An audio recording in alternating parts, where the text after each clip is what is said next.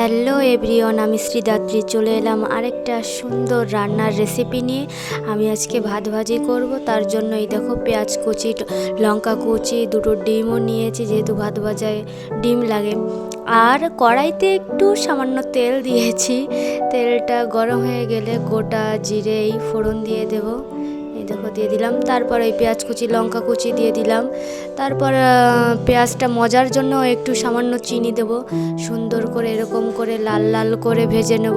ভাজার পরে এই দুটো ডিম আমি এখন দিয়ে দিলাম। দিয়ে আরেকটু সুন্দর করে নাড়াচাড়া করে সুন্দর করে ভেজে নিতে হবে। ফাইনালি আমার ভাজা কমপ্লিট। তারপরে আমি ভাত দিলাম, তারপর নুন দিলাম, হলুদ গুঁড়ো দিলাম, দিয়ে একটু সুন্দর করে নেড়ে চেড়ে নিলাম। এই ভাত ভাজিতে তোমরা অনেকে সবজি অ্যাড করতে পারো, তা অনেক গরম পড়েছে যার জন্য আমি সেরকম কোনো সবজি অ্যাড করিনি, শুধু ডিম দিয়েছি, পেঁয়াজ দিয়েছি। আমার এই দেখো ভাজা কমপ্লিট। আমি লাস্টে একটু লেবুর রস ছিটিয়ে দিলাম।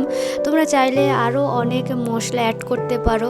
অনেক গরমের জন্য আমি সেরকম কোনো মশলাই অ্যাড করিনি। চলো নামিয়ে নিই। ফাইনালি আমি নামিয়েও নিয়েছি। এই দেখো কত সুন্দর হয়েছে। তোমরা তোমাদের মতো করে বিভিন্ন সবজি মশলা দিতে পারো।